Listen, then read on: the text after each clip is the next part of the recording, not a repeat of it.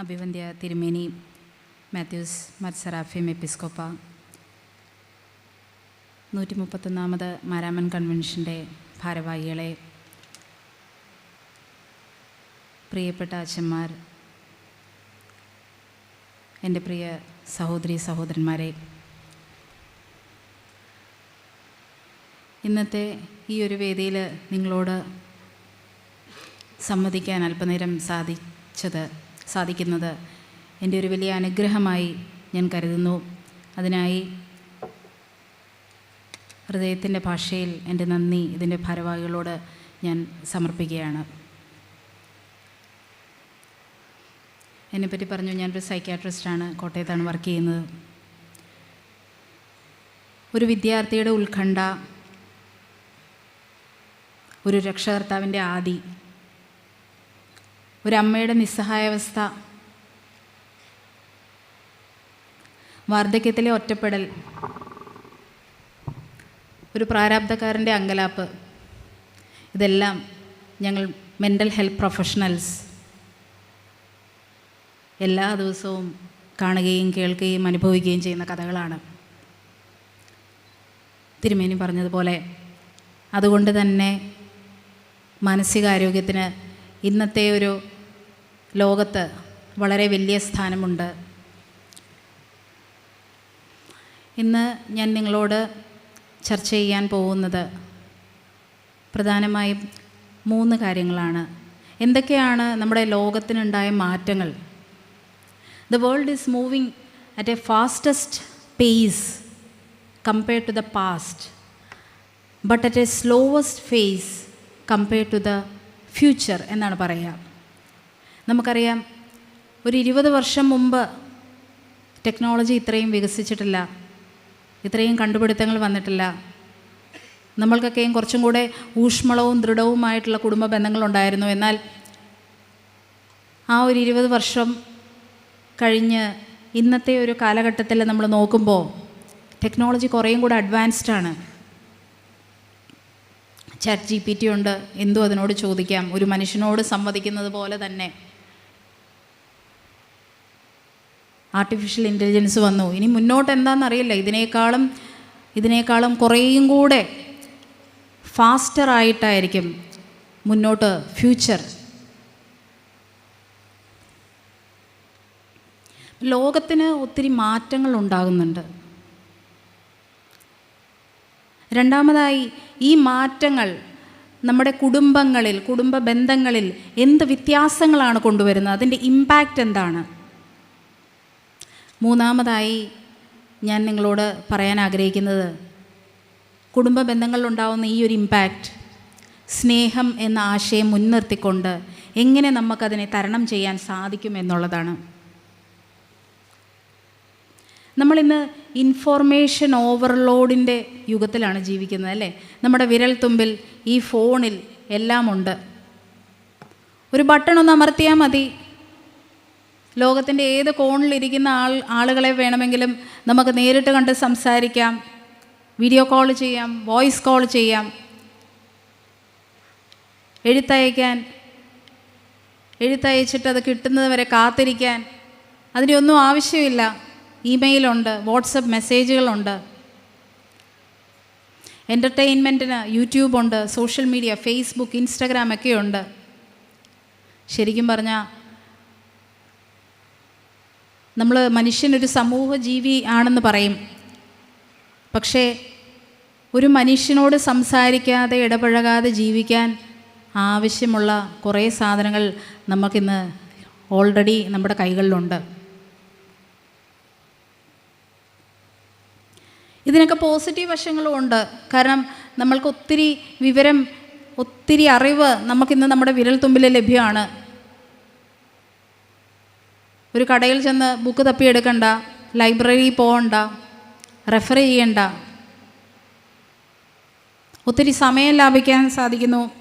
ലോകം ഒരു കൊച്ചു ഗ്രാമമായി മാറിക്കൊണ്ടിരിക്കുകയാണ്. നെഗറ്റീവുകളോ? ഒരു ബട്ടൺ അമർത്തിയാൽ നമുക്കിന്ന് വേണ്ട സാധനം നമ്മുടെ വീട്ടുമുറ്റത്ത് വരും. നമുക്കിഷ്ടപ്പെട്ട ഭക്ഷണം, ഇഷ്ടപ്പെട്ട വസ്ത്രം എന്ത് സാധനം വേണമെങ്കിലും ആയിക്കോട്ടെ, ബ്ലിങ്കിറ്റ്, കണ്ണിമ ചിമ്മുന്ന നേരം കൊണ്ട് നമ്മളുടെ വീട്ടുമുറ്റത്ത് അതെത്തും. ഇൻസ്റ്റൻറ്റ് ഗ്രാറ്റിഫിക്കേഷൻ, ഇൻസ്റ്റൻറ്റ്, ഒരു നിമിഷം കൊണ്ട് നമ്മളുടെ ആവശ്യം നിറവേറ്റപ്പെടുകയാണ്. ഒരു 20, 30, 40 വർഷം മുമ്പത്തെ കാര്യം ഇതല്ല.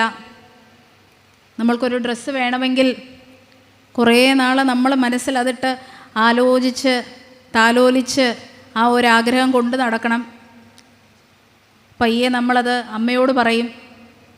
അമ്മ അപ്രൂവ് ചെയ്താൽ പോലും അത് കിട്ടിക്കൊള്ളണമെന്നില്ല. അമ്മ വഴി അപ്പനോട് പറയും. കാത്തിരിപ്പ്, അതിനൊരു സുഖമുണ്ടായിരുന്നു. Delayed gratification. ഇൻസ്റ്റൻറ്റ് ഗ്രാറ്റിഫിക്കേഷൻ വന്നപ്പോൾ നമ്മളെല്ലാം അക്ഷമരായി മാറി. ഇംപേഷ്യൻ്റാണ് നമ്മൾ. നമുക്ക് ഒന്നിനും ടൈമില്ല. ഒരു ട്രാഫിക് ജാം ഉണ്ടെങ്കിൽ നമ്മൾ ഹോൺ അടിച്ചടിച്ചടിച്ച് സിഗ്നലൊന്ന് മാറിക്കഴിഞ്ഞ് കഴിഞ്ഞാൽ റോങ് സൈഡിൽ കൂടെ ഓവർടേക്ക് ചെയ്ത് പോകും, ഓവർ സ്പീഡ് ചെയ്യും. ടൈമില്ല നമുക്ക്. നമുക്കൊരു സ്ഥലത്ത് ക്യൂ നിൽക്കാൻ സാധിക്കില്ല. ഒരു മോളിൽ പോയി, ഒരു ഓഫീസിൽ പോയി, ഒരു തിയേറ്ററിൽ പോയിട്ട് നമുക്ക് ലൈനിൽ നിൽക്കാൻ സാധിക്കില്ല. ഹോസ്പിറ്റലുകളൊക്കെ ചെന്ന് കഴിഞ്ഞാൽ പീഡിയാട്രിക്സ് OPയുടെ ഫ്രണ്ടിൽ കുട്ടികൾ ഇരിക്കുന്നത് മൊബൈൽ ഫോണുകളുമായിട്ടാണ്. എല്ലാ കുട്ടികളുടെ കയ്യിലും കാണും ഒരു മൊബൈൽ ഫോൺ. എന്തിനാ? കുറച്ച് നേരം വെയിറ്റ് ചെയ്തിരിക്കണം. അപ്പോൾ കുരുത്തക്കേടൊന്നും കാണാതെ അടങ്ങിയിരിക്കാൻ വേണ്ടിയിട്ട് മാതാപിതാക്കൾ തന്നെ കൊടുക്കുക കുട്ടികളുടെ കയ്യിൽ. മാതാപിതാക്കൾ നോക്കിയാലോ അവരുടെ കയ്യിലും കാണും ഫോൺ, അവരുടെ കയ്യിലും കാണും ഫോൺ. ഇന്ന് ഫോണില്ലാത്തത് എന്തോ വലിയൊരു കുറവാണ്. ഫേസ്ബുക്കിൽ അക്കൗണ്ട് ഇല്ല, ഇൻസ്റ്റഗ്രാമിൽ അക്കൗണ്ട് ഇല്ല എന്നൊക്കെ പറയുന്നത് ഒരു വലിയ ഒരു നാണക്കേടായിട്ടാണ് ആളുകൾ കണക്കാക്കുന്നത്.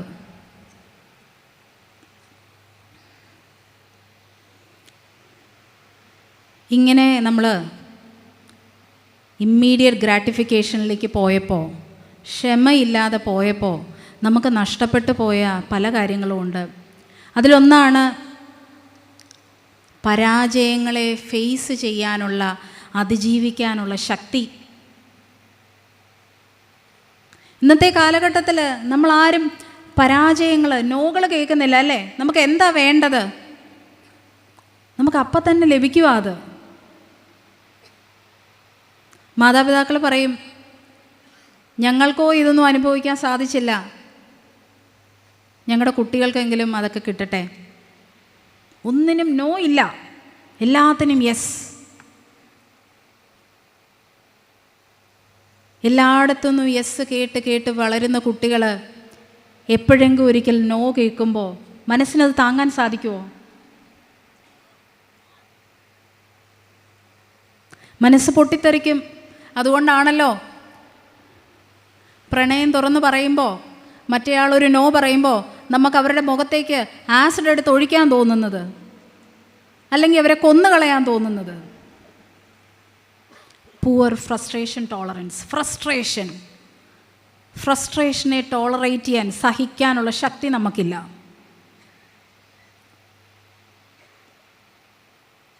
High rejection sensitivity.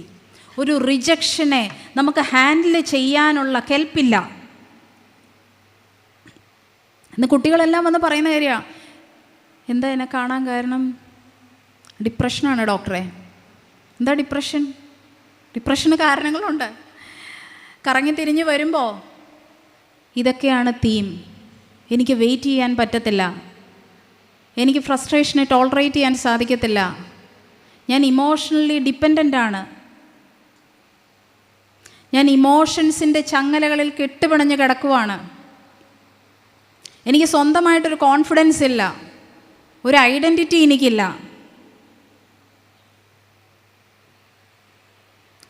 ഡിജിറ്റൽ ഓർഫൻഹുഡ് എന്ന് ഞങ്ങളതിനെ പറയും.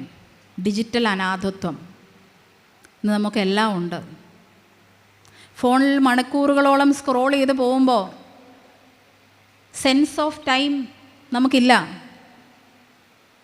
ചുമ്മാ ഒന്ന് ഫേസ്ബുക്ക് തുറന്ന് നോക്കുന്ന ഒരു വീഡിയോ കണ്ടു, പിന്നെ വേറൊരു വീഡിയോ കണ്ടു, അങ്ങനെ കണ്ട് അവസാനം എത്തിയപ്പോൾ ദാണ്ട് 2 മണിക്കൂർ.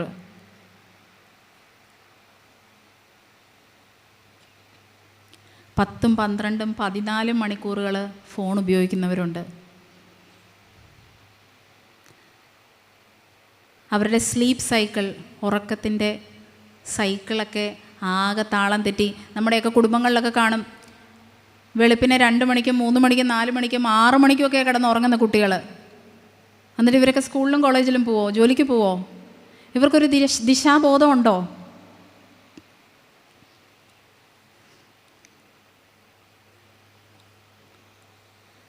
ആ ദിശാബോധം ഇല്ലാത്തത് കൊണ്ടാണ് വൈഫൈ കട്ടായി എന്നുള്ള കാരണം കൊണ്ട് കുട്ടികൾ ആത്മഹത്യ ചെയ്യുന്നത്. ഫോൺ റീചാർജ് ചെയ്ത് കൊടുത്തില്ല എന്നുള്ള ഒരു കാരണം ആത്മഹത്യയിലേക്ക് നയിക്കുന്നത്. ഫ്രീ ഫയർ കളിക്കണ്ട, പബ്ജി കളിക്കണ്ട എന്ന് ഒരു രക്ഷകർത്താവ് കട്ടായം പറയുമ്പോൾ എന്നാൽ ഞാൻ കാണിച്ചു തരാമെന്ന് പറഞ്ഞ് കതക് വലിച്ചടച്ച് ഒരു കയറിലെല്ലാം അവസാനിപ്പിക്കാൻ തോന്നുന്നതിൻ്റെ കാരണം അതാ. നമ്മുടെ കാലഘട്ടം ഒത്തിരി മാറി. ആ മാറ്റങ്ങൾ നമ്മൾ മനസ്സിലാക്കണം. ആ മാറ്റങ്ങൾ നമ്മൾക്ക് ഉൾക്കൊള്ളാൻ സാധിക്കണം. അത് മനസ്സിലായെങ്കിൽ മാത്രമേ മുന്നോട്ട് അതിനെ എങ്ങനെ തരണം ചെയ്യണം, എങ്ങനെ അതിനെ ഹാൻഡിൽ ചെയ്യണമെന്ന് നമുക്ക് മനസ്സിലാകാൻ സാധിക്കുകയുള്ളൂ. പ്രിയപ്പെട്ടവരെ, ഇങ്ങനെ ഉണ്ടാകുന്ന മാറ്റങ്ങളൊക്കെ ഒരു കുടുംബ പശ്ചാത്തലത്തിൽ എങ്ങനെയാണ് ഈ മാറ്റങ്ങൾ കുടുംബത്തിലെ ബന്ധങ്ങളെ സ്വാധീനിക്കുന്നത്? അതിന് ഫാമിലി എന്നുള്ള ഒരു ഡെഫിനിഷൻ നമുക്ക് നോക്കാം. സൈക്കോളജി പറയുന്നത് a family is a group of people related by blood or marriage. രക്തബന്ധം അല്ലെങ്കിൽ വൈവാഹിക ബന്ധത്താൽ ഒന്നിച്ച് ചേർക്കപ്പെട്ട ഒരു കൂട്ടം ആളുകൾ. തീർന്നില്ല definition. Who share strong emotional bonds. ശക്തമായ ഇഴയടുപ്പമുള്ള വൈകാരിക ബന്ധങ്ങൾ ഷെയർ ചെയ്യുന്നവരാണ്. അങ്ങനെ ഒരു കൂട്ടം ആളുകളെയാണ് ഫാമിലി എന്നുള്ളത് കൊണ്ട് അർത്ഥമാക്കുന്നത്. ദേ ഷെയർ റെസ്പോൺസിബിലിറ്റീസ്. അവർ ഉത്തരവാദിത്തങ്ങൾ ഷെയർ ചെയ്യും. ദേ കെയർ ഫോർ ഈച്ച് അതർ. അവർ പരസ്പരം സ്നേഹിക്കും. അവർ അങ്ങോട്ടും ഇങ്ങോട്ടും കരുതും. Strong emotional bonds. ഇന്നത്തെ ഈ ഒരു വേദിയുടെ പേര് കുടുംബവേദി എന്നാണല്ലേ, വീട് വേദി എന്നല്ല. എന്തുകൊണ്ടാണത്? എന്താണ് വീട്? എന്താണ് കുടുംബം? ഇത് രണ്ടും തമ്മിലുള്ള വ്യത്യാസം എന്താണ്?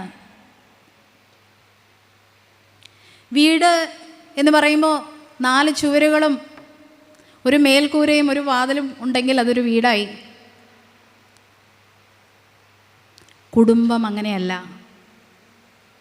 Connected by strong emotional bonds. Strong emotional bonds.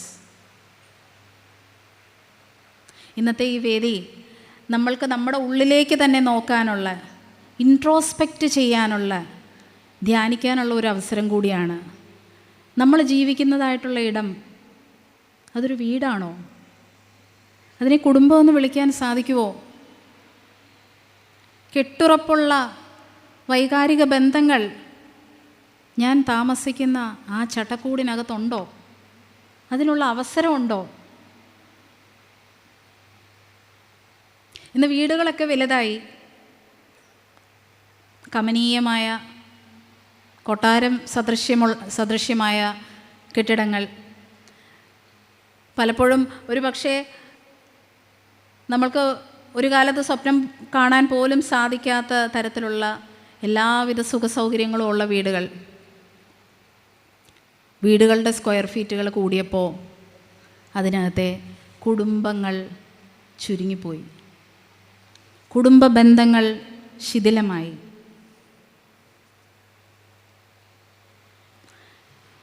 ഞാനൊക്കെ ചെറുതായിരുന്ന കാലത്ത് ഞാൻ ഓർക്കുന്നു, എൻ്റെ ഗ്രാൻഡ് ഫാദർ കൃത്യം 7 മണിയാകുമ്പോൾ 7 മണി ഡിങ് ഡോങ് അടിക്കുന്ന ഒരു ബെല്ലുള്ള ഒരു ക്ലോക്കുണ്ട്. കറക്റ്റ് 7 മണി അടിക്കുമ്പോൾ ചാച്ചൻ എല്ലാവരെയും വിളിക്കും, ബാ പ്രാർത്ഥിക്കാം, പ്രാർത്ഥന സമയം. ആരും അതിനകത്ത് ഒരു ഒഴിവ് കഴിവും പറയത്തില്ല. ഒരു ലീഡറിനെ, ഒരു നേതാവിനെ ഫോളോ ചെയ്യുന്നത് പോലെ ചാച്ചനെ എല്ലാവരും ഫോളോ ചെയ്യും, പ്രാർത്ഥിക്കും. ഒരുമിച്ചിരുന്ന് പ്രാർത്ഥിക്കുക മാത്രമല്ല ചെയ്തുകൊണ്ടിരുന്നത്. അതിനുശേഷം കുടുംബത്തിലൊരു ചർച്ച. അന്നത്തെ ദിവസം എന്തൊക്കെയാണ് സംഭവിച്ചത് ഓരോരുത്തരായിട്ട് ഡിസ്കസ് ചെയ്യും. പ്രധാനപ്പെട്ട കാര്യങ്ങൾ, കുടുംബത്തിൽ നടക്കുന്നതായിട്ടുള്ള അല്ലെങ്കിൽ കുടുംബത്തെ ബാധിക്കുന്നതായിട്ടുള്ള പ്രധാനപ്പെട്ട കാര്യങ്ങളൊക്കെ ആ ഒരു ഗ്രൂപ്പിൽ ആ ഒരു ചെറിയ 5-10 മിനിറ്റ് നേരം കൊണ്ട് അതൊക്കെ ചർച്ച ചെയ്യപ്പെടും. ഞങ്ങൾ ഓരോരുത്തർക്കും, ഞങ്ങൾ കുട്ടികൾ ഓരോരുത്തർക്കും ഞാനും ഈ ഒരു കുടുംബത്തിൻ്റെ ഭാഗമാണ്, എനിക്കും ഈ ഒരു കുടുംബത്തോട് റെസ്പോൺസിബിലിറ്റി ഉണ്ട് എന്നുള്ള ഒരു ബോധം ചെറിയ ആ ഒരു പ്രായത്തിൽ തന്നെ ഉണ്ടാക്കുവാൻ അതൊത്തിരി സഹായിച്ചു എന്നാണ് എനിക്ക് തോന്നുന്നത്. അതിനുശേഷം നമ്മൾ ഭക്ഷണം കഴിക്കുന്നത് ഒരുമിച്ചിരുന്നാണ്. അപ്പോഴും ഈ വക ഇങ്ങനെയുള്ള സംസാരത്തിൻ്റെയൊക്കെ ഒരു കണ്ടിന്യൂവേഷൻ ചിലപ്പോൾ അവിടെയും ഉണ്ടാവും. പ്രിയപ്പെട്ടവരെ, ഇന്ന് നമുക്ക് നഷ്ടമായിട്ടുള്ള കുടുംബത്തിനകത്ത് തന്നെയുള്ള 2 പ്രധാനപ്പെട്ട സോഷ്യൽ ഗ്യാതറിങ്ങുകളാണ് ഇത് രണ്ടും, അല്ലേ?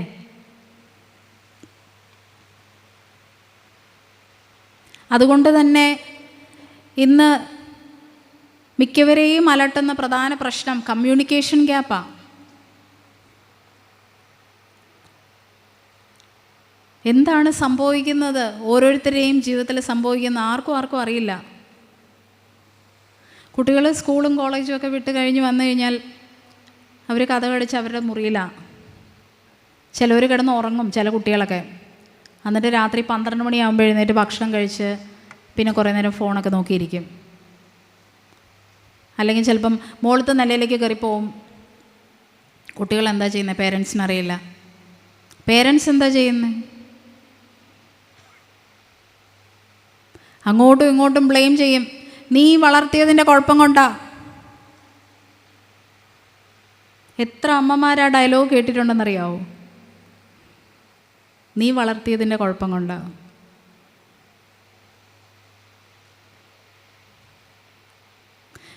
പ്രിയപ്പെട്ടവരെ, ഒരു വ്യക്തിയെ തകർക്കണമെങ്കിൽ, തകർത്ത് തരിപ്പണമാക്കി കളയണമെങ്കിൽ നിങ്ങൾക്ക് കുന്തമോ ഗണ്ണോ കോടാലിയോ ഒന്നും വേണ്ട. മാനസികമായിട്ട് തളർത്തിയാൽ മതി. മാനസികമായിട്ട് തളർത്തിയാൽ മതി. അയാൾ വീഴും, അയാൾ നിലംപരിശാകും, ഒരിക്കലും ഉയർത്തെഴുന്നേക്കൂല. ബ്ലെയിം ചെയ്താൽ മതി, കുറ്റപ്പെടുത്തിക്കൊണ്ടിരുന്നാൽ മതി. അയാളുടെ കോൺഫിഡൻസ് തകർന്ന് തരിപ്പണമായി മാറും. ഒരു നന്മ ചെയ്തു കഴിഞ്ഞ് കഴിഞ്ഞാൽ അതിനെപ്പറ്റി പറയില്ല, അല്ലേ? നല്ല ടേസ്റ്റുള്ള കറി, ഈ മീൻകറി കൊള്ളാം, അടിപൊളി. ഇതിന് ഉപ്പില്ലല്ലോ, ഇതിന് പുളി കൂടിപ്പോയല്ലോ, ആൻറ്റി തലയാട്ടുന്നു. ഇങ്ങനെ തന്നെയാ. ഇതൊക്കെ ചെറിയ ചെറിയ കാര്യങ്ങളാണ്, നിസ്സാര കാര്യങ്ങളാണല്ലോ എന്ന് നമ്മൾ വിചാരിക്കും. ഈ ചെറിയ ചെറിയ കാര്യങ്ങൾക്കാണ് വലിയ വലിയ ഇമ്പാക്റ്റുകൾ ഉണ്ടാവുന്നത്. ചെറിയ ചെറിയ കാര്യങ്ങൾ പോസിറ്റീവാണെങ്കിൽ അതിന് വലിയ പോസിറ്റീവ് ഇമ്പാക്റ്റുകൾ ഉണ്ടാകും. ചെറിയ ചെറിയ കാര്യങ്ങൾ നെഗറ്റീവാണെങ്കിൽ അത് വലിയ നെഗറ്റീവുകളിലേക്കും.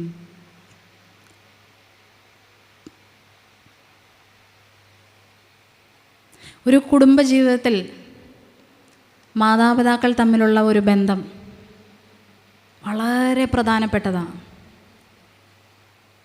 കുട്ടികൾ അത് കണ്ടാ വളരുന്നത് അല്ലേ? കുട്ടികൾ മോഡലിംഗ് ചെയ്യും. ചൈൽഡ് സൈക്കോളജി നമ്മൾ പറയുന്ന കാര്യം മോഡൽ ചെയ്യും. പപ്പ എങ്ങനെയാണ് നടക്കുന്നത്, അമ്മയുടെ ഹെയർ സ്റ്റൈൽ എങ്ങനെയാണ്, അങ്ങനെ ബാഹ്യമായിട്ടുള്ള കാര്യങ്ങൾ മാത്രമല്ല, അവർ തമ്മിൽ അങ്ങോട്ടും ഇങ്ങോട്ടും എങ്ങനെയാണ് സംസാരിക്കുന്നത്, അവർ മറ്റുള്ളവരുമായിട്ട് എങ്ങനെയാണ് സംസാരിക്കുന്നത്, അവരെങ്ങനെയാണ് അവരുടെ കുടുംബത്തിലെ പ്രോബ്ലംസ് ഹാൻഡിൽ ചെയ്യുന്നത്, എങ്ങനെയാണ് ഒരു പ്രശ്നം വരുമ്പോൾ അവർ സ്റ്റക്കായി നിൽക്കുവാണോ ചെയ്യുന്നത്, അവർ നിരാശരായി ഇനി മുന്നോട്ടൊരു വഴിയില്ല എന്ന് വിചാരിച്ചാണോ നിൽക്കുന്നത്, അതോ അവരതിനെ എങ്ങനെയെങ്കിലും സോൾവ് ചെയ്യാനാണോ നോക്കുന്നത്? അവരുടെ ഭാഗത്തു നിന്നൊരു തെറ്റ് വന്നു കഴിഞ്ഞാൽ സോറി പറയുമോ? ഭയങ്കര ബുദ്ധിമുട്ടല്ലേ സോറി പറയാൻ.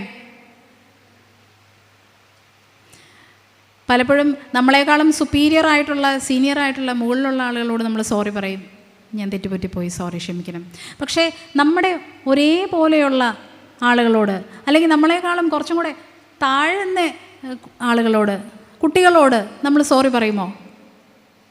അസാമാന്യമായ കരുത്ത് വേണം ഒരു സോറി പറയാൻ. പക്ഷേ നമ്മളുടെ പെരുമാറ്റങ്ങൾ കണ്ട് വളരുന്ന ഒരു ജനറേഷൻ, ഒരു തലമുറയുണ്ട്. ഇന്ന് പല മാതാപിതാക്കളും ആശങ്കപ്പെടുകയാണ്, കുട്ടികൾ കല്യാണം കഴിക്കാനായിട്ട് സമ്മതിക്കുന്നില്ല, അല്ലെങ്കിൽ കല്യാണം കഴിച്ചവർ പറയുകയാണെങ്കിൽ ഞങ്ങൾക്കിനി കുട്ടികൾ വേണ്ട. അതൊക്കെ വലിയ റെസ്പോൺസിബിലിറ്റിയാണ്. എന്തുകൊണ്ടാണ്?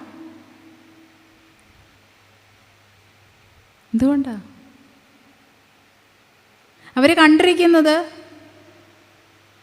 കുടുംബജീവിതം എന്നുള്ളത് ഒരു വലിയ ദുരിതപൂർണമായിട്ടുള്ള ഒരു പ്രക്രിയയായിട്ടാണ് അവർ കണ്ടു വളർന്നിട്ടുള്ളത്.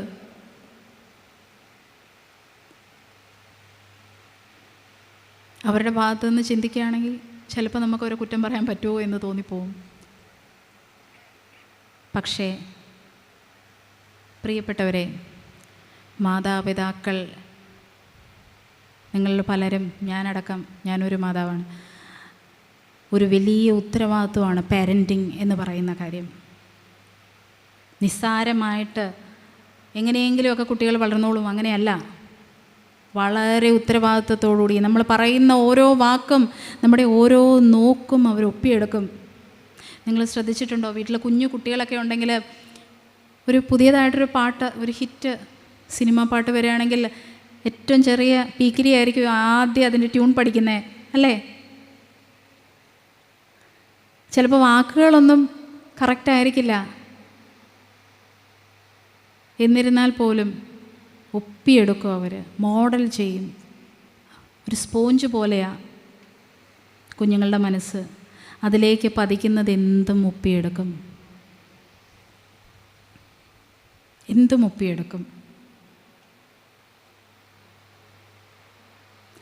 കുടുംബത്തിൽ, ഒരു കുടുംബം എന്ന് പറയുമ്പോൾ ഗ്രാൻഡ് പേരൻസും ഉണ്ടല്ലേ. ഇന്ന് കോട്ടയം ജില്ല, പത്തനംതിട്ട ജില്ല പ്രത്യേകിച്ച് ജെറിയാട്രിക് ഡിപ്രഷൻ, ജെറിയാട്രിക് എന്ന് പറയുമ്പം ഓൾഡ് ഏജ്, വാർദ്ധക്യത്തിലുണ്ടാകുന്ന ഡിപ്രഷൻ്റെ അളവ്, അതിൻ്റെ റേറ്റ്സ് കൂടിക്കൂടി വരികയാണ് ക്രമാതീതമായി. എന്തുകൊണ്ടാണ് അത്? ഒറ്റപ്പെടൽ,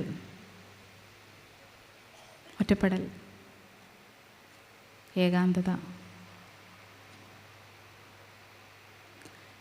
ജോലിയൊക്കെ ഉള്ള ആൻറ്റിമാരും അങ്കിൾമാരൊക്കെ ആണെങ്കിൽ ജോലി ചെയ്യുന്ന, റിട്ടയർ ചെയ്യുന്ന അന്ന് വരെ ഫുൾ ഓട്ടമാണ്.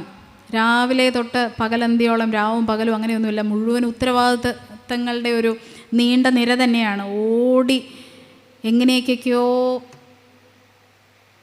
ഒരു ദിവസം അവസാനിക്കും, പിന്നെ അടുത്ത ദിവസം. ആ റിട്ടയർമെൻറ്റ് കഴിയുമ്പോൾ പെട്ടെന്നൊരു ഫുൾ സ്റ്റോപ്പ്, പിന്നെ ഒന്നും ചെയ്യാനില്ല. എന്താ ചെയ്യുക? ഒന്നും ചെയ്യാനില്ല.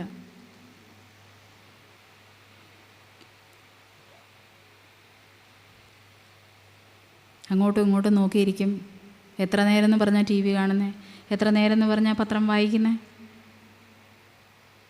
യാത്ര പോകാനൊന്നും വയ്യ, ദേഹാസ്വസ്ഥങ്ങളൊക്കെ ഉണ്ട്.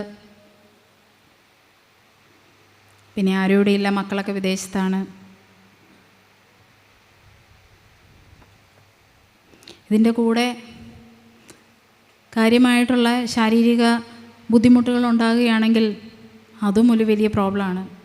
എന്തെങ്കിലും സംഭവിച്ചാൽ, രാത്രിയിൽ എന്തെങ്കിലും സംഭവിച്ചാൽ എന്തു ചെയ്യും? ആരെ വിളിക്കും? എങ്ങനെ ആശുപത്രിയിലേക്ക് ഓടിയെത്തും? ആശങ്കകൾ, ആങ്സൈറ്റി, നെഞ്ചെടുപ്പ് കൂടുന്നു, പാനിക് അറ്റാക്കുകൾ സംഭവിക്കുന്നു. പാനിക് അറ്റാക്ക് എന്ന് നിങ്ങൾ കേട്ടിട്ടുണ്ടോ എന്നറിയില്ല, ഒത്തിരി കോമൺ ആയിട്ട് ഉള്ളൊരു വാക്കാണത്. ഹാർട്ട് അറ്റാക്ക് പോലെ തന്നെ ഇരിക്കും. നിന്ന നിപ്പിലങ്ങ് നെഞ്ചടിക്കുകയാണ്, എന്താ സംഭവിക്കാൻ പോവുക എന്നുള്ളൊരു വലിയ ഭീതി. കൈയൊക്കെ വിറയ്ക്കുന്നു, വേർക്കുന്നു, ശരീരം തളർന്നു പോകുന്ന പോലത്തെ ഒരവസ്ഥ. പറഞ്ഞറിയിക്കാനാവാത്ത ഒരു ബുദ്ധിമുട്ടാണത്. ഉത്കണ്ഠ ഒരു പരിധി ക്രോസ് ചെയ്യുമ്പോൾ ഉണ്ടാകുന്ന ഒരു ബുദ്ധിമുട്ടാണത്. Geriatric depression. സൗകര്യപൂർവ്വം മറന്നു പോകുന്ന ഒരു പദം. ഇതിൻ്റെ കൂടെ തൻ്റെ പങ്കാളി മരണപ്പെട്ട് കഴിഞ്ഞാൽ, ഒറ്റയ്ക്കായിപ്പോയാൽ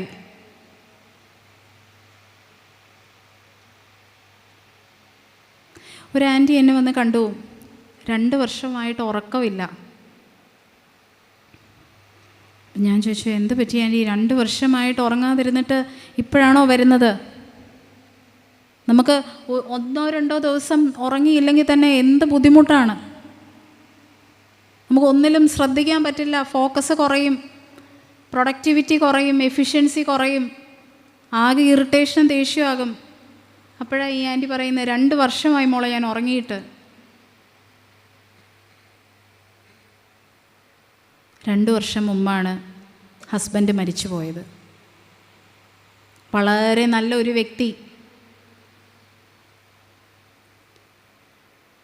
എല്ലാവർക്കും പരോപകാരം മാത്രമേ ചെയ്തിട്ടുള്ളൂ അദ്ദേഹം.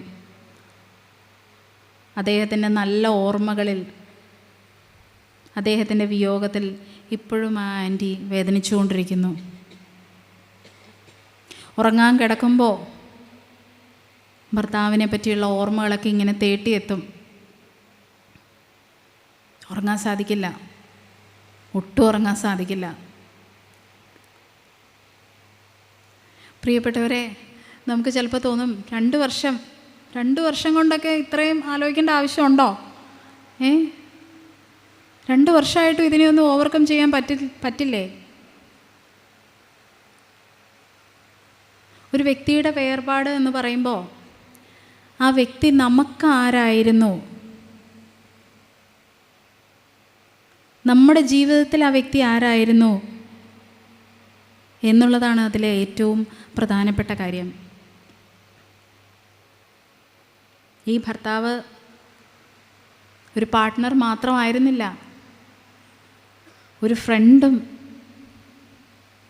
ഒരു ഫാദറും, ഒരു മകനും ഒക്കെയായിരുന്നു. ഞാൻ ചോദിച്ചു, ആൻറ്റി 2 വർഷം ഇത് നേരത്തെ അറിയാമായിരുന്നല്ലോ, ഒരു സൈക്കോളജിസ്റ്റിനെ, ഒരു കൗൺസിലിങ്ങിനെങ്കിലും അങ്ങനെ എന്തെങ്കിലും പോകാമായിരുന്നില്ലേ? ആൻറ്റി പറഞ്ഞത്, പിള്ളേരോടൊക്കെ എങ്ങനെയാണ് പറയുക? പിള്ളേരൊക്കെ വിദേശത്താണ്, അവരൊക്കെ ഇത് ഓർത്ത് വിഷമിക്കും. അവരെയൊക്കെ വെറുതെ ബുദ്ധിമുട്ടിപ്പിക്കണ്ട.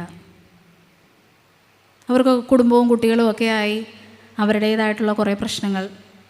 അതിനിടയ്ക്ക് ഞാൻ എൻ്റെ ഈ പ്രശ്നവും കൂടെ വെറുതെ അവരോട് പറഞ്ഞ് അവരുടെ സമാധാനം തകർക്കണ്ട. ഇങ്ങനെയുള്ള ഒരു ആൻറ്റി മാത്രമല്ല കേട്ടോ ഉള്ളത്, കുറേ ആൻറ്റിമാർ, കുറേ അങ്കിൾമാർ.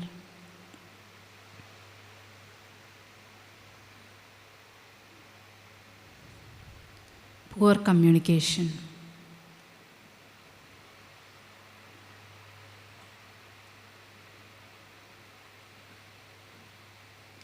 Communication gap. പലരും സ്നേഹം ഉള്ളിൽ ഒതുക്കി വെച്ച് കൊണ്ട് നടക്കുക. എന്തിനാന്ന് എനിക്കറിയില്ല. എന്തിനാ ഈ എയർ പിടിച്ച് നടക്കുന്നത്? സപ്രസ് ചെയ്ത് വെച്ചിരിക്കുക. ഒന്ന് എക്സ്പ്രസ് ചെയ്യുക.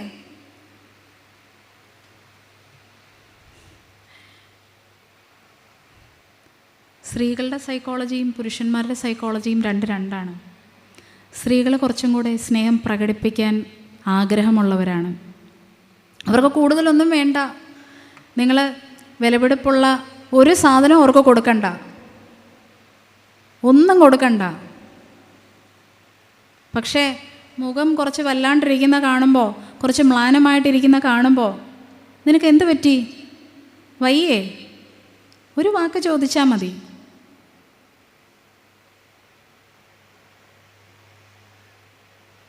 അവരടുക്കളയിൽ അവരുടെ ഉത്തരവാദിത്തങ്ങൾ നിറവേറ്റുമ്പോൾ അത് അവരുടെ മാത്രം ജോലിയല്ല, നമ്മൾക്കും അവിടെ പോയിരിക്കാം.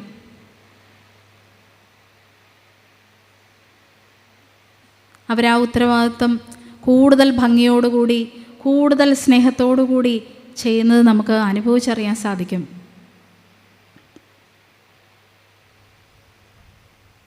എക്സ്പ്രസ് ചെയ്യുക സ്നേഹം. നമ്മൾ ആർക്ക് വേണ്ടിയിട്ടാണ് ഇതൊക്കെ ഇങ്ങനെ കെട്ടിപ്പൂട്ടി വെച്ചിരിക്കുന്നത്?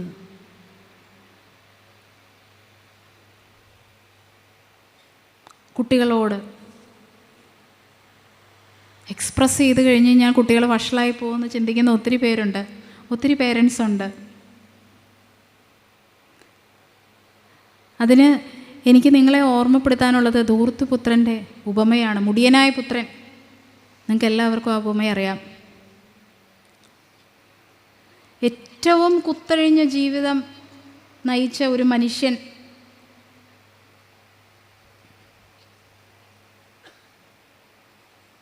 അയാൾ ഒരിക്കൽ പോലും സ്വന്തം പിതാവിൻ്റെ അടുക്കിലേക്ക് തിരിച്ചു വരുന്നതിനെപ്പറ്റി ആലോചിച്ചിട്ടേ ഇല്ല, തകർന്ന് പാപ്പരാകുന്നത് വരെ. അന്നേരം ആ സമയത്ത് അയാൾക്കൊരു ഉൾക്കാഴ്ച ഉണ്ടാകുകയാണ്. നമ്മളൊക്കെ എങ്ങനെയാണല്ലോ, കണ്ണും കാതും എല്ലാം ഉണ്ട്, പക്ഷേ നമ്മൾ പലതും കാണൂല, പലതും കേൾക്കൂല. നമ്മുടെ കുടുംബത്തിനകത്ത് നമ്മുടെ ഭവനത്തിൽ തന്നെ നടക്കുന്ന കാര്യങ്ങൾ പലതും നമ്മൾ മനസ്സിലാക്കുമല്ല.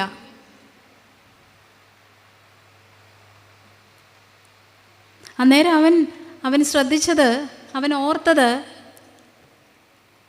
അവൻ്റെ പിതാവ് അവന് കൊടുത്ത വിലപിടിച്ച സമ്മാനങ്ങളോ അതിൻ്റെ വിലയോ അതിൻ്റെ ബാഹ്യമായിട്ടുള്ള സൗന്ദര്യമോ ഒന്നും ആയിരുന്നില്ല.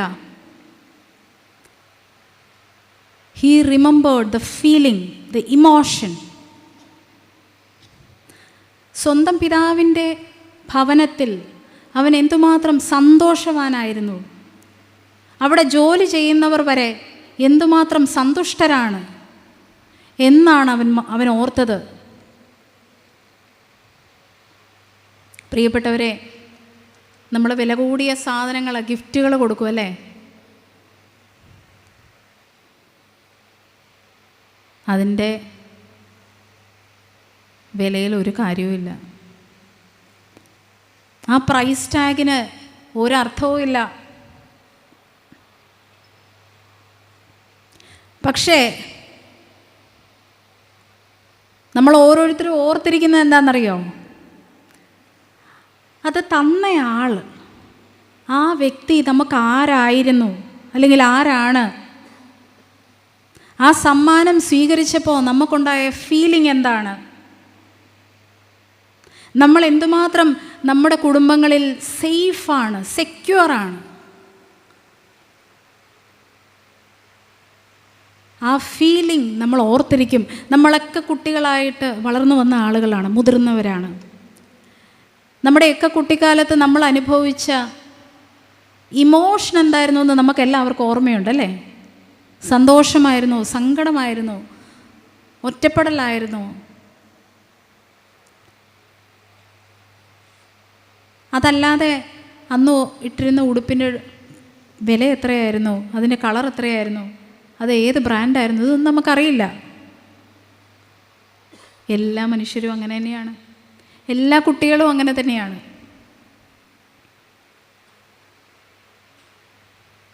ധൂർത്തപുത്രൻ എന്തുകൊണ്ടാണ് തിരിച്ചു വന്നത്?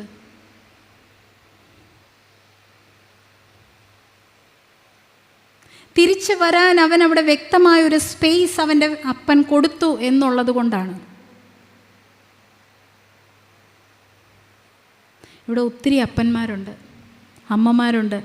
നിങ്ങളുടെ മക്കൾ ഒരു തെറ്റ് ചെയ്താൽ അവർക്ക് തിരിച്ച് വരാനുള്ള ഒരു സ്പേസ് നിങ്ങൾക്ക് കൊടുക്കാൻ പറ്റും, അതിനെനിക്ക് കഴിയും എന്ന് ചങ്കൂറ്റത്തോടെ വിളിച്ച് പറയാനുള്ള ധൈര്യം നമുക്ക് എത്ര പേർക്ക് കാണും? അവരെ എന്ത് തെറ്റുകൾ വേണമെങ്കിലും ചെയ്തോട്ടെ, അവരുടെ ഭാഗത്തു നിന്ന് എന്ത് വീഴ്ചകൾ വേണമെങ്കിലും ഉണ്ടായിക്കൊള്ളട്ടെ, അത് നമുക്ക് മാനസികമായിട്ട് ഒരു തരത്തിലും അത് ഉൾക്കൊള്ളാൻ പറ്റാത്തതായിരിക്കാം. പക്ഷേ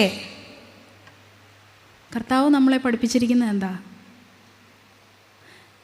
എല്ലാ കുറവുകളും ഉള്ള മനുഷ്യരെയാണ് ജീസസ് ക്രൈസ്റ്റ് തേടി പിടിച്ചത്, അല്ലേ? പാപികളെ, പലതരത്തിലുള്ള ഫിസിക്കലും ശാരീരികവും മാനസികവുമായിട്ടുള്ള ബുദ്ധിമുട്ടുകളുള്ളവരെ, സമൂഹത്തിൻ്റെ താഴെത്തട്ടിലുള്ളവരെ, എല്ലാം നെഗറ്റീവ്സ് മാത്രമുള്ള ആളുകളെ.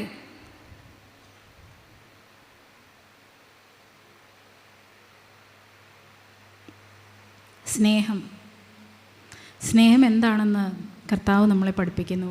ആ സ്നേഹമാണ് കുടുംബ ബന്ധത്തിൻ്റെ അടിസ്ഥാനം. നമ്മളിന്ന് കൺവെൻഷൻ ഗീതങ്ങൾ പാടിയപ്പോൾ ഓരോ പാട്ടും ഞാൻ ശ്രദ്ധിക്കായിരുന്നു. അതിനകത്തൊക്കെ ഉള്ള അന്തർലീനമായ ഭാഷ എന്ന് പറയുന്നത് സ്നേഹം തന്നെയാണ്. സ്നേഹം. ഇന്ന് കമ്മ്യൂണിക്കേഷൻ ഗ്യാപ്പ് ഒരു വലിയ പ്രശ്നമാണെങ്കിൽ അതിൻ്റെ മൂല കാരണം, റൂട്ട് കോസ് എന്ന് പറയുന്നത് സ്നേഹമില്ലായ്മ തന്നെയാണ്.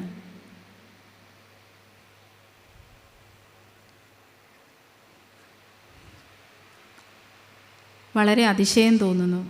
കാരണം നമ്മളൊക്കെ ക്രിസ്ത്യാനികളാണ്, ക്രിസ്തുവിൻ്റെ അനുയായികൾ.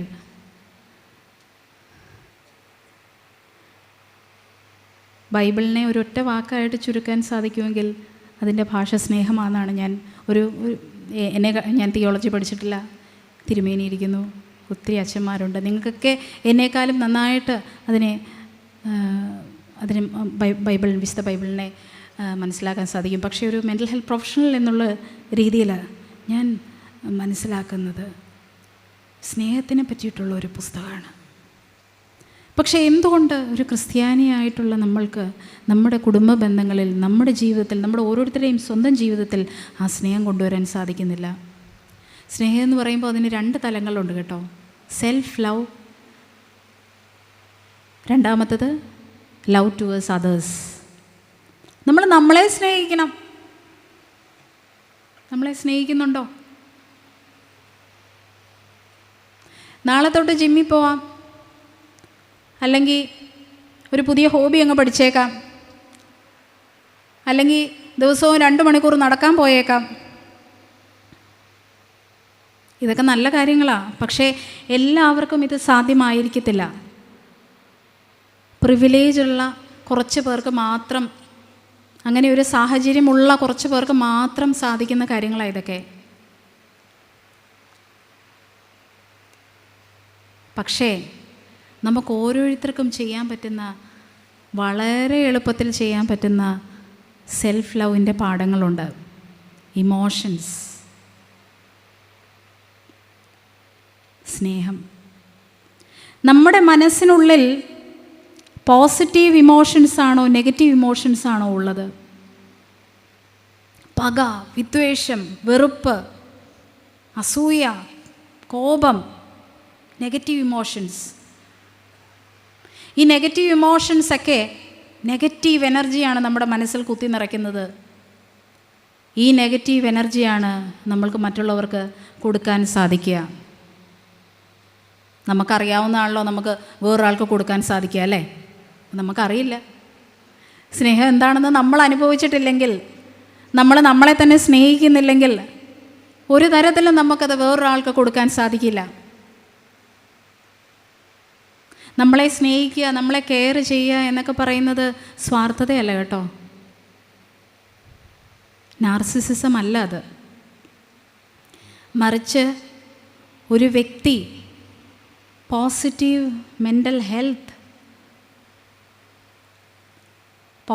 മെൻ്റൽ ഹെൽത്തിൻ്റെ അടിസ്ഥാനങ്ങളിലൊന്നാണ് സ്വയം സ്നേഹിക്കുക എന്നുള്ളത്. സ്റ്റീഫൻ കോവേയുടെ ഒരു പ്രസിദ്ധമായിട്ടുള്ള ഒരു പുസ്തകമുണ്ട്, 7 habits of highly effective people. അദ്ദേഹം ഒരു വലിയ വിശ്വാസിയാണ്. അദ്ദേഹം അതിനകത്ത് പറയുന്നത്, ഇമോഷൻസിൻ്റെ ചങ്ങലക്കെട്ടുകൾ ഇറങ്ങി ഇൻഡിപെൻഡൻ്റായ സ്വതന്ത്രനായ ഒരു വ്യക്തിക്ക് മാത്രമേ ഇൻ്റർ ഡിപ്പെൻഡൻ്റ് ആകാൻ പറ്റുള്ളൂ, മറ്റുള്ളവരെ ആശ്രയിക്കാൻ പറ്റുള്ളൂ. ഇൻഡിപെൻഡൻ്റ് എന്ന് പറയുമ്പോൾ സ്വന്തമായിട്ട് എഡ്യൂക്കേഷനുണ്ട്, ജോലിയുണ്ട്, സ്വന്തമായിട്ട് സമ്പാദിക്കുന്നു, ഫിനാൻഷ്യൽ ഇൻഡിപെൻഡൻസ്, അത് മാത്രമല്ല, ഇമോഷണൽ ഇൻഡിപെൻഡൻസ്.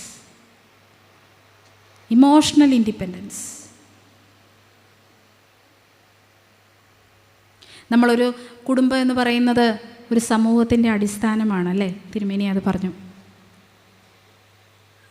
ഒരു സമൂഹത്തിൻ്റെ ഏറ്റവും ചെറിയ യൂണിറ്റാണ് കുടുംബം. മാതാപിതാക്കളാണ് ആദ്യത്തെ അധ്യാപകർ. നമുക്ക് നമ്മുടെ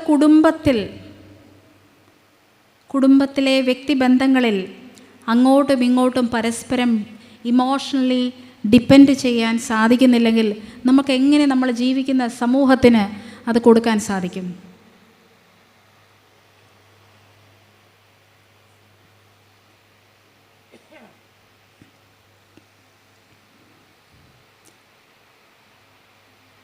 സ്വതന്ത്രനായ ഒരു വ്യക്തിക്ക് അതുകൊണ്ട് തന്നെ നല്ല കെട്ടുറപ്പുള്ള, നേരത്തെ നമ്മൾ ഡിസ്കസ് ചെയ്ത strong emotional connections, strong emotional bonds form ചെയ്യാൻ സാധിക്കുകയുള്ളൂ. മാതാപിതാക്കൾ തമ്മിലുള്ള സ്നേഹം, ആ സ്നേഹത്തിൻ്റെ ഊഷ്മളത കണ്ടു വളർന്ന് അനുഭവിച്ചവർക്ക് മാത്രമേ, അങ്ങനെയുള്ള കുട്ടികൾക്ക് മാത്രമേ അവർ മുതിർന്നവരാകുമ്പോൾ ആ സ്നേഹം മറ്റുള്ളവർക്ക് കൊടുക്കാൻ പറ്റുള്ളൂ.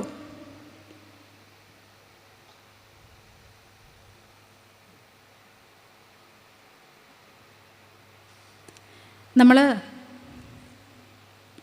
നമ്മുടെ ഇപ്പോഴത്തെ ജനറേഷൻ, അല്ലെങ്കിൽ ഇപ്പോഴത്തെ നമ്മുടെ ഒരു അന്തരീക്ഷത്തിൽ നമ്മുടെ കുടുംബങ്ങൾ നേരിട്ടുകൊണ്ടിരിക്കുന്ന പ്രശ്നങ്ങളുടെ മൂലകാരണം നോക്കുകയാണെങ്കിൽ സ്നേഹമില്ലായ്മയാണ്.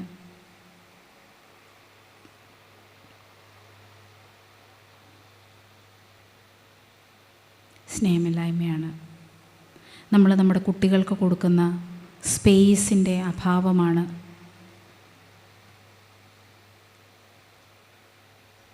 ചെറിയ കുട്ടികളുമായിട്ട് പേരൻസ് വരുമ്പോൾ ഒപിയിൽ കുട്ടികൾ പറയും, ഇത് പപ്പയോട് പറയരുത്, ഇത് അമ്മയോട് പറയരുത് കേട്ടോ.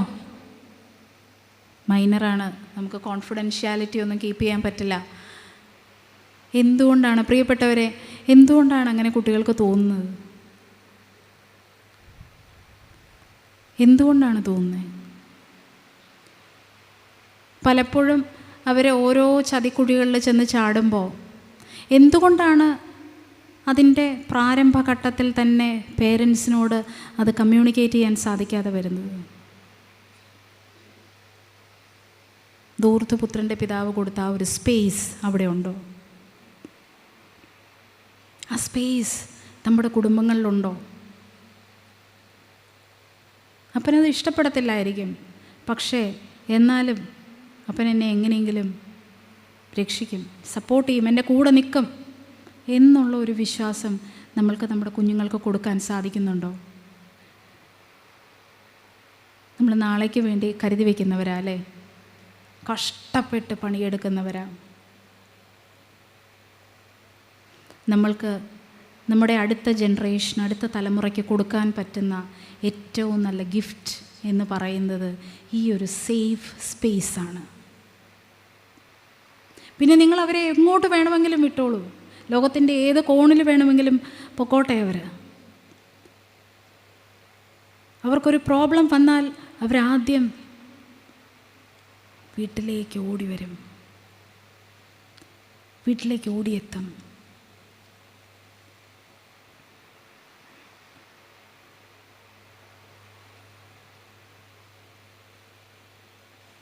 സ്നേഹമുള്ളവരെ,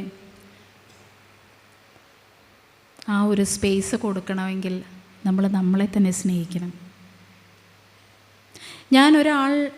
ഒരു വ്യക്തിയുടെ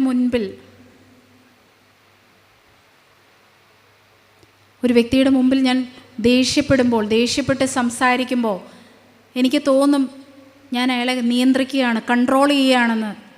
പക്ഷേ അതങ്ങനെയല്ല.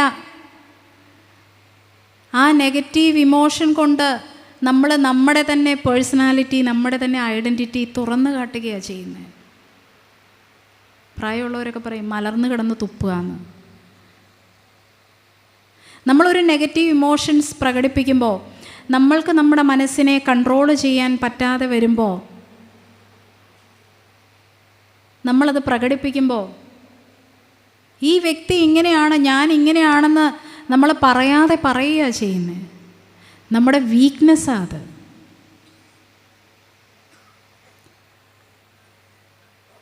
അതുകൊണ്ട് നമ്മൾക്ക് ഓരോരുത്തർക്കും നമ്മുടെ ഉള്ളിലേക്ക് തന്നെ നോക്കാം. ബ്ലെയിം ചെയ്യുന്നതിന് പകരം എന്ത് ചെയ്യാൻ സാധിക്കും ഒരു വ്യക്തി എന്നുള്ള രീതിയിൽ, ഇന്നത്തെ എൻ്റെ കുടുംബത്തിലെ പ്രശ്നങ്ങൾക്ക് എന്ത് പരിഹാരം ചെയ്യാൻ സാധിക്കും എന്ന് നമ്മൾക്ക് ചിന്തിക്കാം. നമുക്ക് ആരെയും മാറ്റിയെടുക്കാൻ പറ്റുമോ? പേരൻസൊക്കെ വന്ന് പറയാറുണ്ട്, എത്ര പറഞ്ഞാലും ഈ ഡയലോഗ് ഡിറ്റോ ഇതിങ്ങനെ തന്നെയാണ് പേരൻസ് പറയുന്നത്. എത്ര പറഞ്ഞാലും കേൾക്കില്ല. എത്ര പറഞ്ഞാലും കേൾക്കുന്നില്ല എങ്കിൽ ആ പറയുന്ന രീതി നമ്മൾ മാറ്റണം. 2 കുട്ടികളുണ്ടെങ്കിൽ 2 കുട്ടികളും വ്യത്യസ്തരാണ്. ഒരാളെ പേരൻ്റ് ചെയ്യുന്ന രീതി ആയിരിക്കില്ല മറ്റേയാൾക്ക് അനുയോജ്യമായിട്ടുള്ളത്. അത് തിരിച്ചറിയുന്നിടത്താണ് ഒരു രക്ഷകർത്താവിൻ്റെ വിജയം. സ്വയം സ്നേഹിക്കുന്ന, മറ്റുള്ളവരെ സ്നേഹിക്കുന്ന, സ്നേഹത്തിൽ അധിഷ്ഠിതമായിട്ടുള്ള കുടുംബത്തിന് കുറച്ച് ലക്ഷണങ്ങളൊക്കെ ഉണ്ട് കേട്ടോ. അവർ ആരെയും അങ്ങോട്ടും ഇങ്ങോട്ടും ബ്ലെയിം ചെയ്യില്ല. അവർക്ക് പ്രശ്നങ്ങളൊക്കെ ഉണ്ടാകും. ഒത്തിരി ദുർഘടം പിടിച്ച വഴികളിലൂടെ പ്രതിബന്ധങ്ങളൊക്കെ ഉണ്ടാകും. ലൈഫ് ആർക്കും ഒരു ജീവിതം എന്ന് പറയുന്ന ഒരു കേക്ക് വാക്കല്ല ആർക്കും. നമുക്കൊക്കെയും പ്രശ്നങ്ങളുണ്ട്, ഒന്നല്ലെങ്കിൽ മറ്റൊന്ന്. പക്ഷേ ആ പ്രശ്നങ്ങളെ അവർ നേരിടുന്നത് ഒറ്റക്കെട്ടായിട്ട്. അവരങ്ങോട്ടും ഇങ്ങോട്ടും പരസ്പരം പഴിചാരാൻ നോക്കില്ല. അവരൊരു ടീം ആയിട്ടായിരിക്കും നിലനിൽക്കുന്നത്. അവരൊരു പ്രശ്നത്തിനെ കാണുന്നത് ഒരു ജീവിത അനുഭവമായിട്ടായിരിക്കും. ഓക്കെ, ഇങ്ങനെ ഒരു വീഴ്ച വന്നു, ഇങ്ങനെ ഒരു പാളിച്ച പറ്റി, ഇതിൽ നിന്ന് നമ്മൾ എന്ത് ഉൾക്കൊള്ളാം, ഇതിൽ നിന്ന് എന്ത് പാഠമാണ് ഞാൻ പഠിക്കുന്നത്, അതിൽ നിന്ന് പാഠങ്ങൾ പഠിച്ചില്ല എന്നുണ്ടെങ്കിൽ നമ്മൾ അതേ മിസ്റ്റേക്ക് വീണ്ടും വീണ്ടും ആവർത്തിക്കപ്പെടും അല്ലേ? ഒരു തവണ ഒരു തെറ്റ് ചെയ്യുമ്പോൾ അതൊരു മിസ്റ്റേക്കാണ്. 2ാമതും 3ാമതും 4ാമതും 5ാമതും ചെയ്യുമ്പോഴോ അത് മിസ്റ്റേക്കല്ല, അത് മണ്ടത്തരമാണ്.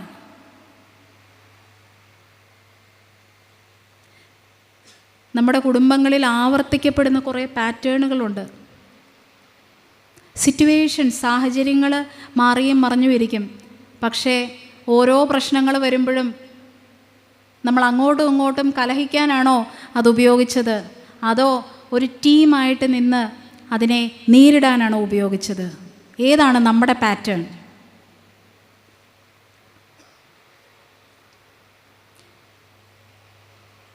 സ്വയം സ്നേഹിക്കുന്ന ഒരു വ്യക്തിക്ക് ഒരിക്കലും ഒന്നിലേക്കും അഡിക്ഷൻ പോകാൻ സാധിക്കില്ല. ആ വ്യക്തിക്കുള്ള ഏറ്റവും വലിയ ലഹരി എന്ന് പറയുന്നത് അയാളുടെ ജീവിതം തന്നെയായിരിക്കും. അയാൾക്ക് സന്തോഷം ലഭിക്കാൻ, അയാൾക്ക് ബോറടി മാറ്റാൻ ഒരു സ്ക്രീൻ ടൈമിൻ്റെയും ഒരു ഫോണിൻ്റെയും ഒരു സോഷ്യൽ മീഡിയയുടെയും ആവശ്യമില്ല. കാരണം ആ സന്തോഷം വരുന്നത് മനസ്സിൽ നിന്നാണ്, അവനവൻ്റെ ഉള്ളിൽ നിന്ന് തന്നെയാണ് സന്തോഷം. കസ്തൂരിമാനില്ലേ, കസ്തൂരിമാൻ കസ്തൂരിമാൻ അതിനൊരു സഞ്ചിയിൽ നല്ല നറുമണം ഉള്ള കസ്തൂരി എന്ന് പറഞ്ഞൊരു ദ്രാവകമുണ്ട്, നല്ല ഫ്രാഗ്രൻസ്. പക്ഷേ ഈ പാവം മൃഗത്തിന് ഇതറിയില്ല, ഇത് സ്വന്തം ശരീരത്തിൽ നിന്ന് തന്നെയാണ് വരുന്നതെന്ന്. അതിൻ്റെ ജീവിതകാലം മുഴുവനും അലഞ്ഞു തിരിഞ്ഞ് നടക്കുക. ഇതെവിടുന്നാണ് ഈ സുഗന്ധം വരുന്നത്? ഈ സുഗന്ധം അന്വേഷിച്ച് നടക്കുക. അലഞ്ഞ് തിരിഞ്ഞ് അതിൻ്റെ ജീവിതം അവസാനിക്കും. അപ്പോഴും ആ മൃഗം മനസ്സിലാക്കുന്നില്ല ഇത് എൻ്റെ ഉള്ളിൽ തന്നെയായിരുന്നു ഈ സുഗന്ധം എന്നുള്ളത്, തിരിച്ചറിയാതെ പോകും. പ്രിയപ്പെട്ടവരെ, നമ്മൾ ഈ കസ്തൂരിമാനെ പോലെയാണോ? നമ്മുടെ സന്തോഷം നമ്മൾക്ക് തന്നെ ഉണ്ടാക്കിയെടുക്കാം എന്നിരിക്കെ, നമ്മുടെ ഉള്ളിൽ തന്നെ ഉണ്ട് എന്നിരിക്കെ, നമ്മളതിനെ തിരിച്ചറിയാതെ പോവുകയാണോ?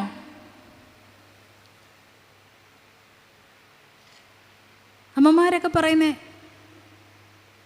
ഒന്ന് ഭക്ഷണമൊക്കെ ഉണ്ടാക്കി വയ്ക്കുമ്പം ഒന്ന് മുഖത്തൊന്ന് നോക്കി ചിരിച്ചാൽ മതി. 100% ഞാൻ എൻ്റെ 200% ജോലി ചെയ്യും. വലിയ അവാർഡൊന്നും തരണ്ട.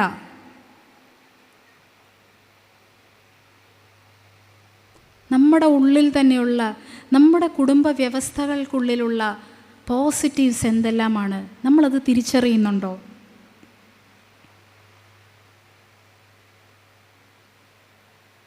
സ്നേഹിതരെ, സ്വയം സ്നേഹിക്കുന്ന, സ്വയം കരുതുന്ന വ്യക്തികൾ, കുടുംബങ്ങൾ, അവർ സ്വയം നശിക്കുന്ന ഒന്നും തിരഞ്ഞെടുക്കില്ല.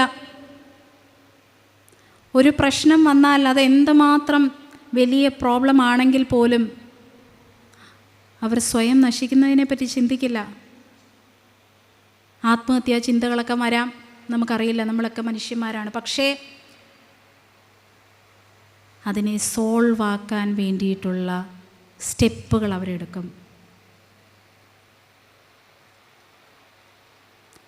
ആ സ്റ്റെപ്പുകളെ, ഒരു പ്രശ്നത്തെ നമ്മൾ ഫേസ് ചെയ്യുമ്പോൾ അത് പല മെത്തേഡ്സ് ഉണ്ട്.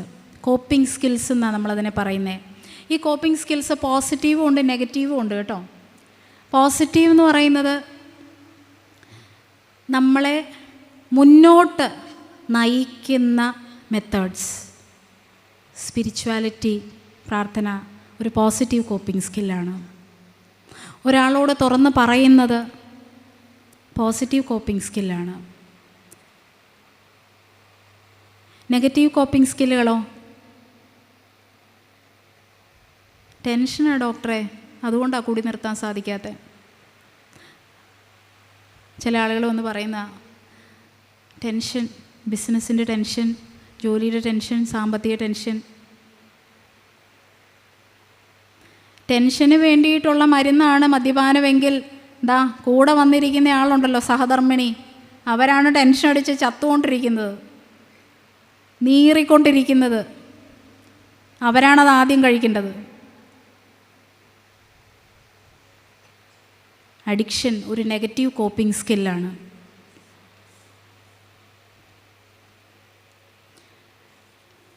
സൈമൺ സിനെക്, ഒരു ലോകപ്രശസ്ത എഴുത്തുകാരൻ, അദ്ദേഹത്തിൻ്റെ ഒരു പുസ്തകമുണ്ട്, സ്റ്റാർട്ട് വിത്ത് വൈ.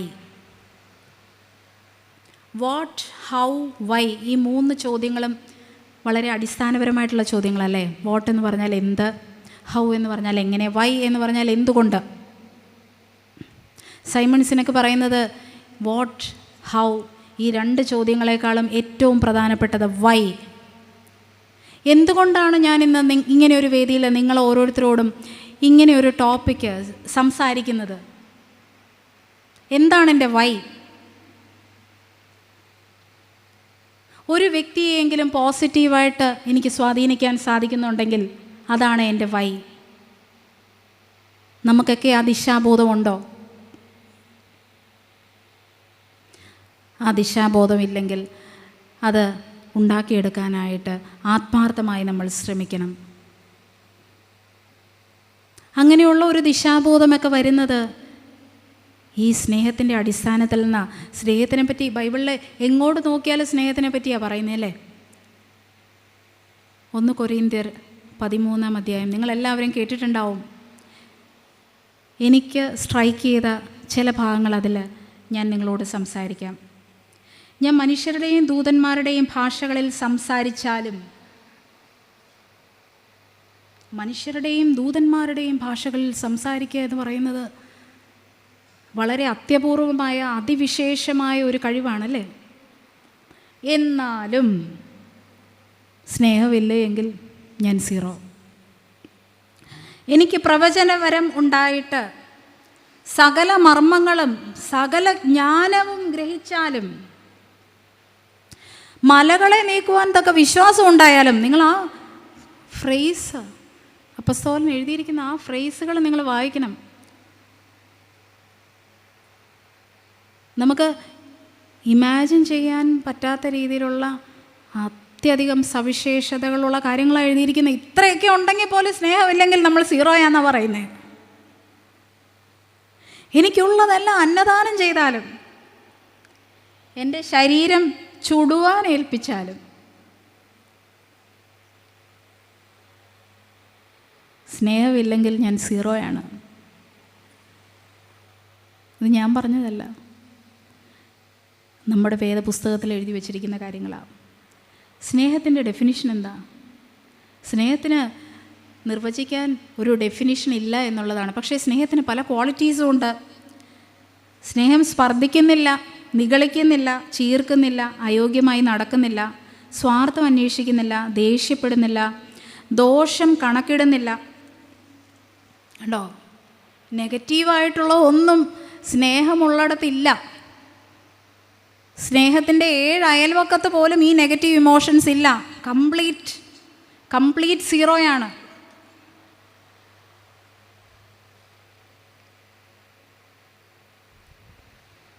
സ്നേഹം എല്ലാം പൊറുക്കുന്നു, എല്ലാം വിശ്വസിക്കുന്നു, എല്ലാം പ്രത്യാശിക്കുന്നു, എല്ലാം സഹിക്കുന്നു. കണ്ടോ,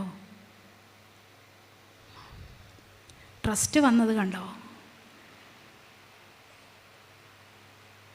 പ്രിയപ്പെട്ടവരെ, സ്നേഹത്തിലൂടെയാണ് ട്രസ്റ്റ് വരുന്നത്.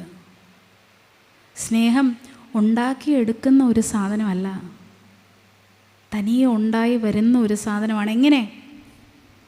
പരസ്പര ബഹുമാനത്തിലൂടെ, പരസ്പരം നമ്മൾ കൊടുക്കുന്ന വിശ്വാസത്തിലൂടെ സ്നേഹം തന്നെ ഉണ്ടായി വരുന്ന ഒരു കാര്യമാണ്. അതായിരിക്കണം നമ്മുടെ കുടുംബ ബന്ധങ്ങളുടെ അടിത്തറ. നമ്മളുടെ കുടുംബങ്ങളിലേക്ക് നമുക്ക് ഓരോരുത്തർക്കും സാകൂതം നോക്കാം, ശ്രദ്ധാപൂർവം നോക്കാം. ബാഹ്യമായ കണ്ണുകൾ കൊണ്ടല്ല, നമ്മുടെ അകക്കണ്ണുകൾ കൊണ്ട് കാതോർക്കാം. എന്താണ് നമ്മുടെ ചുറ്റുമുള്ളവർ പറയാൻ ശ്രമിക്കുന്നത്? അവരെ നിരീക്ഷിക്കുക. അവരെന്താണ് നമ്മളോട് കമ്മ്യൂണിക്കേറ്റ് ചെയ്യാൻ ആഗ്രഹിക്കുന്നത്? നമ്മൾ അവർക്ക് കൊടുക്കേണ്ടത് നമ്മുടെ ഓരോരുത്തരുടെയും ജീവിതത്തിലെ ഏറ്റവും അമൂല്യമായിട്ടുള്ള വസ്തുവാണ്. എന്താണ് ഏറ്റവും അമൂല്യമായിട്ടുള്ള വസ്തു? സമയം. കേട്ടിരിക്കുക. ഇന്ന് പലരും സൈക്കോളജിസ്റ്റിനെയും സൈക്യാട്രിസ്റ്റിനെയും ഒക്കെ കാണുന്നത് കേട്ടിരിക്കാൻ ഒരാളില്ലാത്തത് കൊണ്ടാണ്. എങ്ങനെയാണ് കേട്ടിരിക്കേണ്ടത്? ജഡ്ജ് ചെയ്യാതെ, കുറ്റം വിധിക്കാതെ, എമ്പതറ്റിക്കായിട്ട്, സ്നേഹത്തോടും സഹാനുഭൂതിയോടും കൂടി കേട്ടിരിക്കുക. നമ്മളവർക്ക് സൊല്യൂഷൻസ് ഒന്നും പറഞ്ഞു കൊടുക്കണ്ട, ഉപദേശം ഒന്നും വേണ്ട.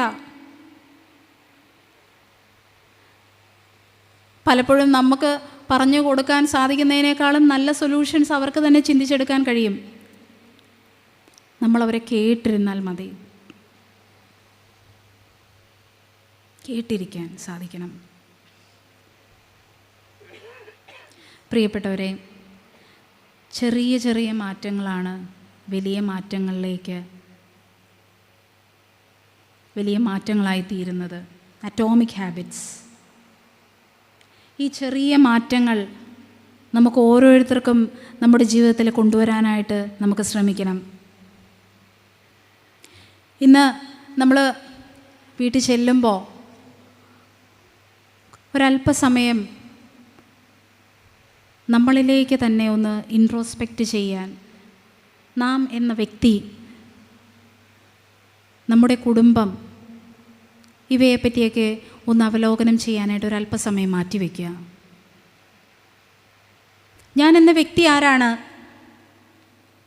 എൻ്റെ സ്ട്രെങ്ത്തുകൾ എന്തൊക്കെയാണ്? എൻ്റെ പോസിറ്റീവ്സ് എന്തൊക്കെയാണ്? എൻ്റെ വീക്ക്നെസ് എന്താണ്? എൻ്റെ വീക്കസ്റ്റ് പോയിൻ്റ് എന്താണ്?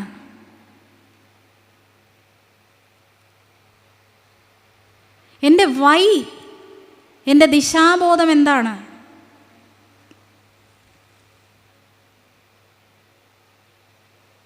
എൻ്റെ അടിസ്ഥാനപരമായിട്ടുള്ള വിശ്വാസങ്ങൾ എന്താണ്? എൻ്റെ കാഴ്ചപ്പാടുകൾ എന്താണ് ജീവിതത്തെ പറ്റിയുള്ളത്?